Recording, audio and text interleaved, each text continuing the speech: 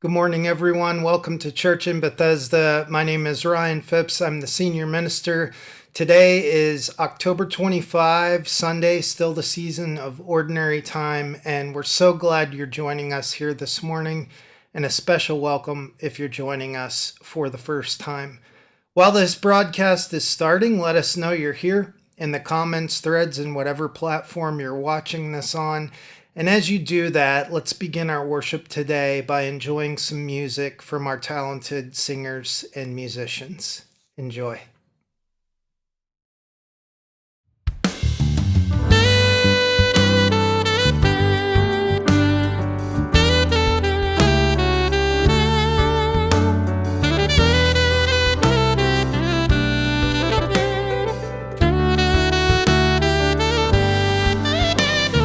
There shall be showers of blessing. This is the promise of love. There shall be seasons refreshing, sent from the Savior above. Showers of blessing, showers of blessing we need. Mercy drops round us are falling, but for the showers we plead.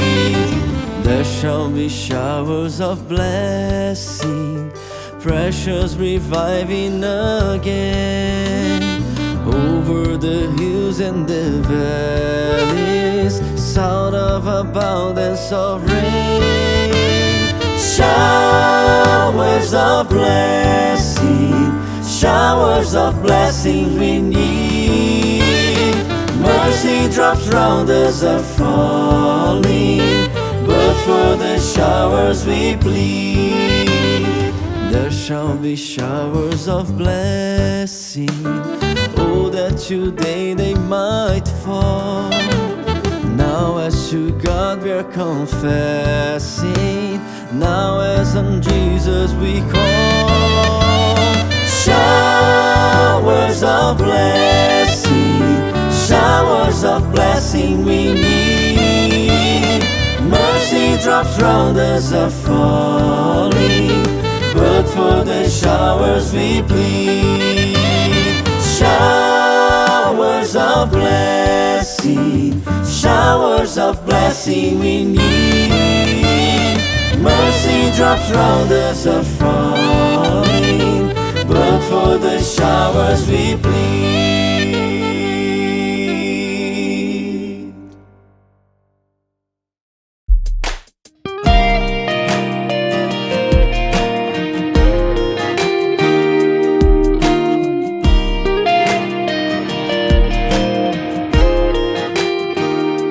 Let the King of my heart be the mountain where I run, the fountain drinking from. Oh, He's my song. Let the King of my heart be the shadow where I hide, the ransom for my life. Oh, He's my song. 'Cause you are good, good. Oh, you are good, good. Oh, and let the King of my heart be the wind inside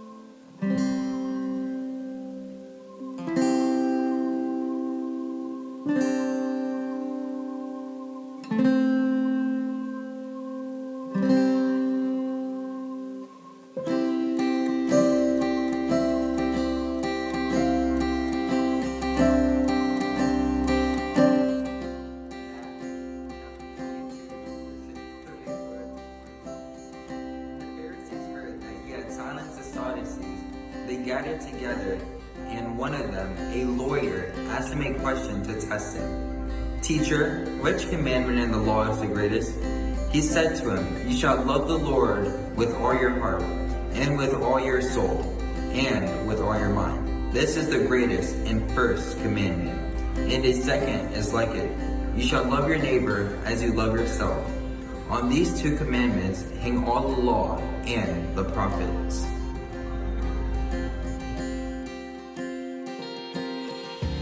Well, thank you everyone for your greetings of peace, and thank you, Jason, for sharing our gospel passage with us today. In the 1920s, market research was starting to reveal that fewer and fewer people were baking at home, namely the baking of cakes. Flour companies were starting to get anxious about this emerging trend, so they devised a solution in the form of a powdered cake mix that came all in one in a box right from the shelf at the grocery store. You would just add water, and at home you could whip up a quick cake for someone that you love. The first cake mix was sold in a can, and it hit the market in 1929, and it was followed by just a few other flavors. The market started very small. But after World War II, the idea began to take off when large companies like General Mills and Pillsbury began offering entire lines of cake mixes. Hundreds of other small companies followed them into the business as well, but after a few years, they again saw that the numbers of these sales started to plateau. Most home cooks were still making their own cakes from scratch, and it looked like their product line had just reached its peak. So as the companies began testing more ideas, a psychologist and a marketing consultant by the name of Ernst Dichter came into the picture. And based on his research, he suggested that the cake companies take the powdered eggs out of the cake mix and put them back into the hands of the baker. But for a different reason than you might think. Dichter noticed that people who were making the cakes no longer felt emotionally invested in the making of them using these powdered mixes. And having them add their own eggs would make it feel more like they were creating something from scratch. Dichter understood that at its root, the making of a cake was in some sense to be a labor of love, a kind of sacrificial ritual for someone that we love, to show them that we care, that we are celebrating them or something about their life. And he was correct. When the companies made this shift back to real eggs needing to be added, they saw a dramatic upward curve in their sales begin to emerge. So the missing ingredient, it turns out, was not something in the mix, but something emotional, something in the heart of the person doing the baking. Today I want to talk about another missing ingredient, a missing ingredient in our own hearts, in our faith, if you will. And this ingredient has been missing for a long time. And many of us have learned to just tolerate or to stomach the easier powdered version of faith, if you will. The thing that we are missing was never stricken from the recipe. We've just been trained to overlook it in our attempts for a quicker, more convenient form of spirituality. It's housed in plain text right there in the recipe, if you will, that Jason just shared with us minutes ago. a passage we've probably all heard before, whether we consider ourselves to be particularly religious or not. It's in the Gospel of Matthew in the 22nd chapter, and beginning in the 34th verse, it says this. A lawyer asked Jesus a question to test him. Teacher, he said, which commandment in the law is the greatest? And Jesus said to him, you shall love the Lord your God with all your heart and with all your soul and with all your mind. This is the greatest and first commandment. And the second is equal to it. You shall love your neighbor as yourself. On these two commandments hang all the law and the prophets. A selective reading of this passage has shaped the aims of countless lives and organizations and institutions and churches over the years. Here, Jesus, as he was so good at doing, explains something that at face value looks infinitely complex. And he explains it in a way that we can understand it and apply it in our lives. All of the commandments, he says, all of the prophets' writings, all of the stories and the histories and the genealogies, all of the do's and the don'ts can be summed up in two commandments. And then he cites them. Love God and love your neighbor. At least that's what we've read before. But if that's all that we see here, we're overlooking something. We're leaving something out. Jesus said that there's more ingredients than just these. Here, he is showing us what the recipe is for the spiritual life. And we need to make sure that we're seeing all of it. Look carefully again at the passage and try to see this passage as best you can as if you're looking at it for the very first time. Again, it says, you shall love the Lord your God with all your heart, with all your soul, and with all your mind. This is the greatest and first commandment. And the second is equal to it. You shall love your neighbor as yourself. On these two commandments hang all the law and the prophets. Did you see it in there? Did you see what you might have been missing? If you're still not seeing it, let me spoil it for you.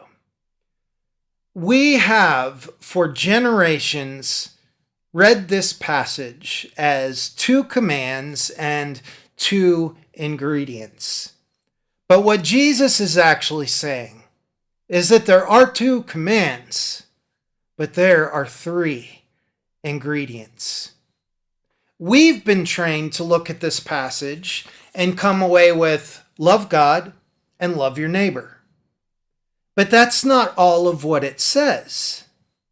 Jesus says, love God and love your neighbor as you love yourself.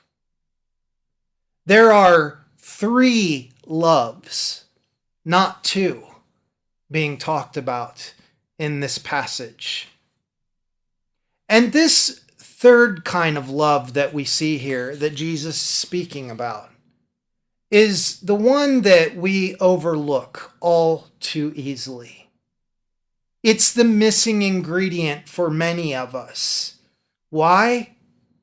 Well, because it's what keeps a life in balance. And balance is something that we struggle with. Many of us do, including myself. So there are these three loves here. There is loving God, loving our neighbors, and loving ourselves. Loving God reminds us that there is more to life than just what we experience with our senses. Loving God reminds us that whatever we experience in this life, in this world, that we're not drifting aimlessly, that there is a God at work in it and through it somehow, some way. And then the love of our neighbors. We are to love our neighbors because this is how that God that we love cares for the world and the people in it through this God's creatures. Love for our neighbors, kindness for our neighbors, the care, the attention that we show to our neighbors. These things are the visible expression of the invisible God working through us in the world. And that is where most of us stop. And that has spawned millions of good things in this world. Loving God and loving our neighbors. But that's not the whole of what Jesus said matters most. He said we are also to be loving our neighbors as we love ourselves. And this is the third love here. And I believe that this is written here and it's being spoken here by Jesus. Because without it, our faith has the potential to become an unhealthy system of martyrdom. And it's very easy to get duped into thinking that the spiritual life is one of self-sacrifice and suffering. And don't get me wrong, self-sacrifice and suffering will be at work in each of our lives. But if you haven't noticed, you never have to seek those things out. They always seem to find you, don't they? There's plenty of suffering and plenty of self-sacrifice to go around. But I believe Jesus drops these words in here. To love our neighbors as we love ourselves, as a safeguard for us. In other words, you have to be a thing, or you have to possess a thing in order to be able to share a thing. You can't share what you don't have. What's more, loving our neighbors as we love ourselves makes us more loving people. Why? Well, because for many of us, we are our own worst critics. There is no one in my own life who judges me or criticizes me or dogs me more severely than I do myself. And yet, when I am able to extend love to my own self, knowing intimately all of my problem areas, it makes it much easier to show love to those in my life who have the same hang-ups, the same glitches, the same problems. This is, I find, particularly useful when it comes to loving my enemies. That if I have learned to accept myself, to respond in a posture of love toward my own mistakes, it's much easier to do that towards those who don't like me or who disagree with me. So it's these three loves, loving God, loving our neighbors as we love ourselves, that keep all of it in balance. These great commands Jesus is giving us and saying that everything else in Scripture hangs on these commands. We're not just to love our God and to love our neighbors. We have to include love for self in it, as Jesus taught us. There's a passage later in the New Testament that expands on all of this that Jesus says here in the Gospels. It's written in the epistle of 1 John in the 4th chapter. And listen to how this really comes alive when we look at what Jesus said through this lens. It reads, "Dear friends, let us love one another, for love comes from God. Everyone who loves has been born of God and knows God. Whoever does not love does not know God, because God is love. This is how God showed his love among us. He sent his one and only Son into the world that we might live through him. This is love. Not that we loved God, but that God loved us. No one has ever seen God, but if we love one another, God lives in us, and God's love is made complete in us. And so we begin to know and rely on the love God has for us. God is love. Whoever lives in love lives in God, and God in them. This is how love is made complete among us." We are to love God, yes. We are to love our neighbors, our siblings in this thing we call belief. We are to love our enemies. We are to love our acquaintances. But we must remember that God's love is extended to us first. There is something for us, for you, for me as individuals in this that has to come first. We must respond to the love of God for ourselves first.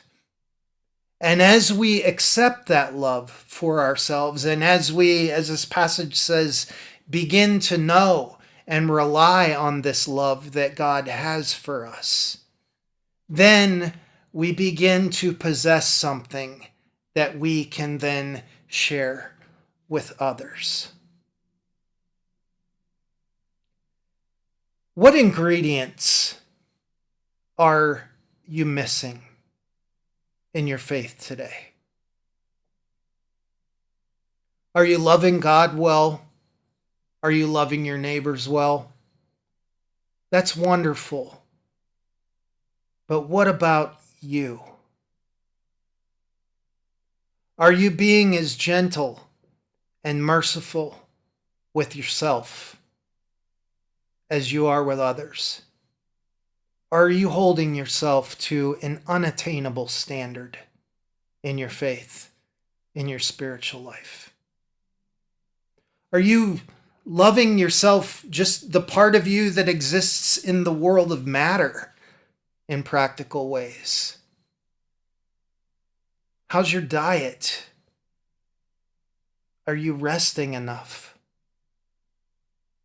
Are you taking seasons in your life to give yourself a break, to rejuvenate, to recharge?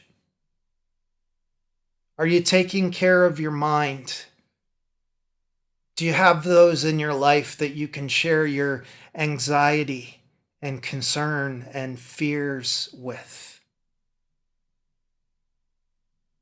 Doing those things for yourself are just as much a part of these great commandments as loving the invisible God and loving your neighbor. You mustn't forget yourself in the process, because God certainly has not forgotten you.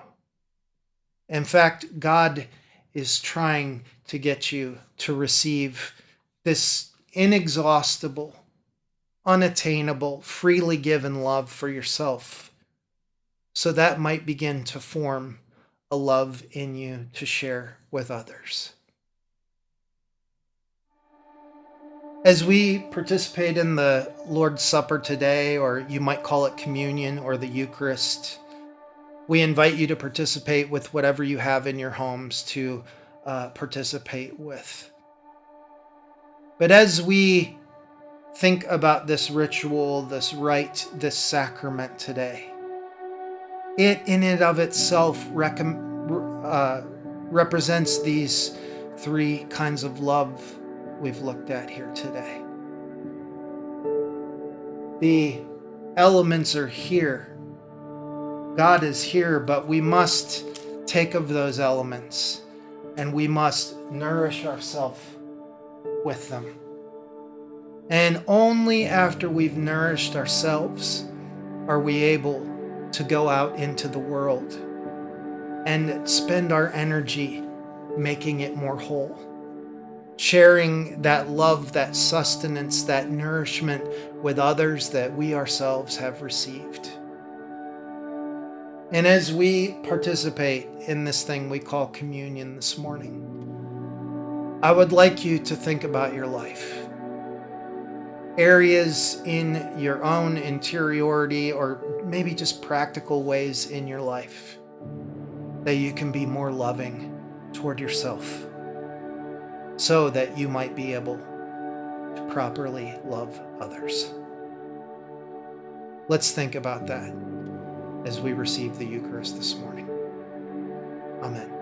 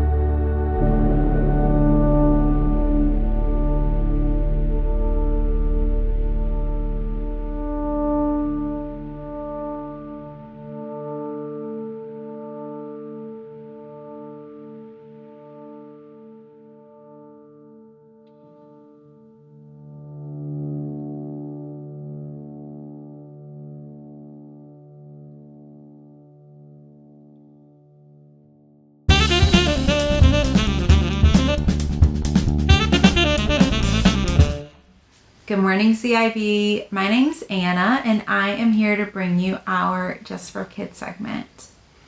So today, Ryan's been talking about the importance of loving God, loving our neighbors, and loving ourselves. So I have a book I would like to share with you. It's a little long, so I'm going to give a little summary of the beginning. So it's called Maybe I Can Love My Neighbor Too by Jennifer Grant. And it's about a little girl who wants to learn about how she can love her neighbors. So these are some things that she learned. I could give my birthday money to someone who needs it more than me. Or I could carry groceries or open doors for people who aren't as strong as I am. I pull up my sleeves and show my muscles. There are lots of ways. I can be kind to other kids in the park, or even bake something to share with people in our building. I knew you'd find ways to show love to others, Mama says with a smile. Every other person in the whole wide world is my neighbor, whether they live next door, or across the street, or far, far away. And I know I can love my neighbors too. So, I have an activity for us to all think about how we can love our neighbors. So there's this worksheet that hopefully your parents can help you print from the website. And there's lots of circles. And then I colored each circle with a different pattern. So the first one is yourself. And then your immediate family, your extended family, your classmates, your neighborhood, church, community, city. So for each of these layers, I would like to challenge you to think about how you can love people in that circle. So for each one, so think about one person in your immediate family and how can you love them. And then the next layer is extended family. Who's one person in your extended family you can think of? How can you love that person? And then think about your classmates. Maybe you don't see them in person right now, but even if you're in school virtually, you're interacting with people. How could you show love to one of your classmates? And keep going through each layer. The next activity I have is a recipe card for how to be a good neighbor. So there are some guides on the side. So the amount of each different quality that you will add to make a good neighbor. And then there's a word bank at the bottom. So you can pick which words you think are more important, which ones you should have a bigger measure of to be a good neighbor.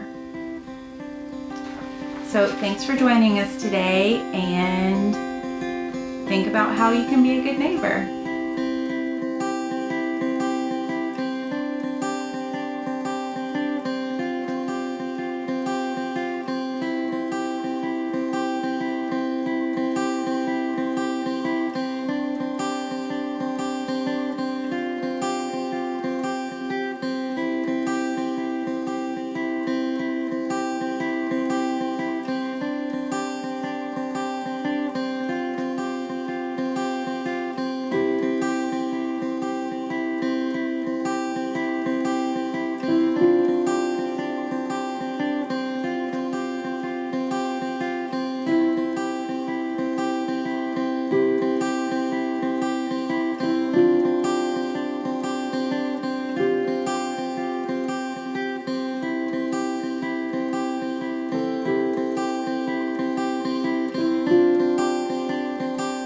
Well, thank you for joining us today. Whatever the protocols are in your state that you're watching this from for Halloween are this week, we wish you a happy Halloween and a wonderful All Saints Day. Be careful as you're out there. Get lots of candy. And as we talked about in today's lesson, don't forget the self-care, the brushing of teeth after the consumption of candy. If you would like to support our good work that we're doing here in our nation's capital, you can do so by going to churchinbethesda.org/donate. There are a number of different ways you can support our good work here in the city. If you are joining us for the first time, thank you for being here today. You might want to sign up for any of our e-publications that go out during the week. You can do that at churchinbethesda.org/get-updates. There are a number of ways you can stay connected to us, and we can stay connected to you there. We hope that you have a wonderful week this week and that you make peace wherever you go. We also hope that you go in peace and that we experience the peace of God in our world by listening to and responding to what we've heard here today. We look forward to seeing you next week. Until then, bye-bye.